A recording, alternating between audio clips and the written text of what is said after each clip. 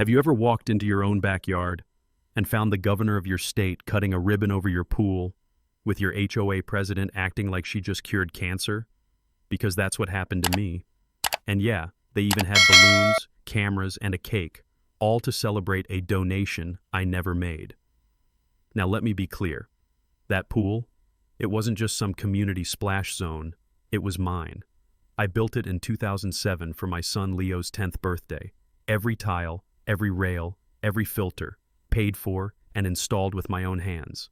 No HOA money, no city permits, just me and a whole lot of love.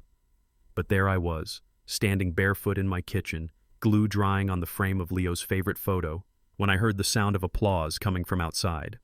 I thought maybe some kids had wandered in again. It happens sometimes. But what I saw through the glass damn near gave me a stroke. There were at least 30 people in my backyard. Reporters, cameramen, local volunteers, even a guy holding a microphone with the state seal on it.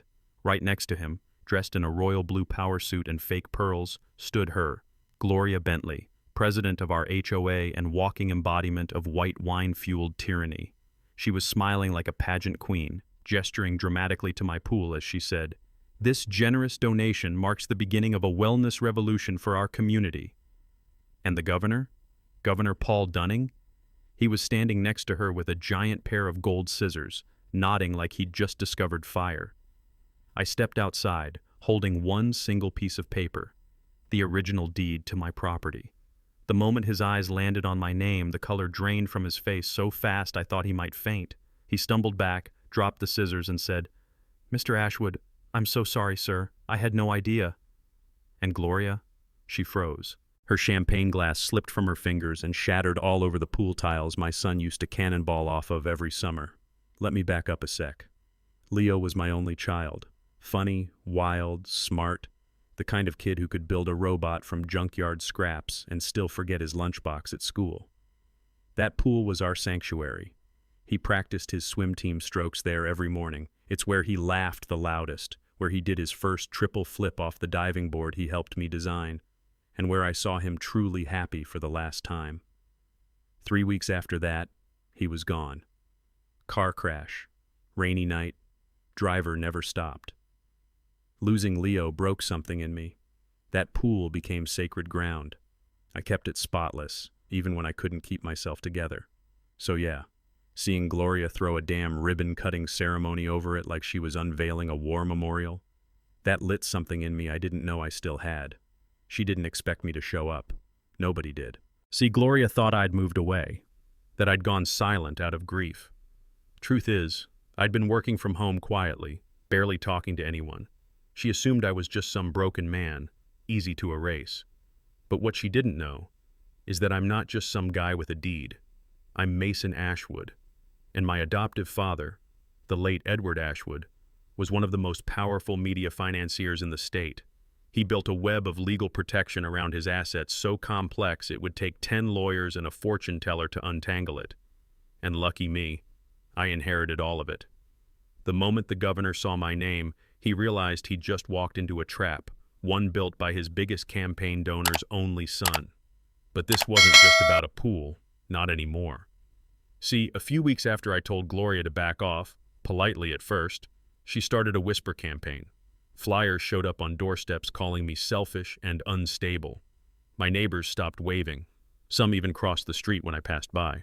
Then came the anonymous tip to the local paper, suggesting I was hoarding public resources during a time of community healing. That's when I knew. She was trying to shame me into handing it over. And the worst part? She used Leo. One afternoon, she knocked on my door, crocodile tears in her eyes, and said, "I'm sure Leo would have wanted other kids to swim there, Mason, don't you think?" I didn't hit her. I wanted to, but I didn't. Instead, I called Rebecca Tran, silver-haired, sharp as hell, and the lawyer who once took down a senator for misusing library funds. She smiled at me over her coffee and said, "Let's let them dig their own graves. Then we'll bury them in paperwork." We started digging, through tax records, HOA spending, building permits. Turns out, Gloria had been accepting bribes from a shady construction firm called Noble Path Development, who were planning to turn my backyard into a luxury spa center, all under the banner of community wellness. The real kicker? That same firm was owned by Trevor Bellamy, the son of Judge Randolph Bellamy. Ring any bells? That's the same judge who signed the emergency injunction to try to seize my property. Why does that matter? Because Trevor was also the last person seen with Leo the night he died. I'd always believed it was an accident, but police reports had holes. Witness statements were redacted. A kid walking his dog took a blurry video that showed Trevor and another teen arguing with Leo just minutes before the crash. And that changed everything. Gloria wasn't just stealing a pool. She was helping cover up a death. Once I had enough, I walked into the next HOA meeting uninvited. Gloria was holding up some forged document, waving it around like it was the Constitution. "We have proof," she said, "that Mr. Ashwood agreed to donate the pool." I waited. Let her finish. Then I pulled out the real deed, the land survey, and showed exactly where the pool sits, smack in the middle of my private property, with construction receipts signed by me, dated and notarized. Then I showed them the signature on her fake form. Her face turned ghost white. I asked, "Did your legal consultant also forge my name? Or are clerical errors just the HOA's new brand?" Gloria cracked, screamed, called everyone ungrateful, said the community needed that pool more than one selfish man. And the room turned. Even the neighbors who used to avoid me looked ashamed. Within 48 hours, Governor Dunning issued a press statement distancing himself from the project. Gloria was removed from her position. But that wasn't enough. Rebecca filed a class action suit, not just for fraud, but for conspiracy to obstruct justice in Leo's death. Arrests followed. Judge Bellamy, Trevor, even the executive team at Noble Path. When I finally stood in court, holding Leo's photo, I looked the governor in the eye and said, "This is the boy you tried to erase, the boy whose memory you sold for press coverage. I hope his face haunts you." The room was silent. The governor had tears in his eyes. That day I announced something I'd kept secret until then. I was donating the pool, but not to the state, not to the HOA. I was founding the Leo Ashwood Memorial Center, free swimming lessons for kids, grief support for parents, and therapy programs for teens, funded by the fines paid by the very people who tried to steal it. 1 year later, that pool is louder than it's ever been. Kids laughing, families gathering, just like Leo would have wanted. And Gloria? She's out of the spotlight, probably blaming everyone but herself. But me? I sit by the edge sometimes, coffee in hand, watching the water ripple under a bronze plaque with Leo's name.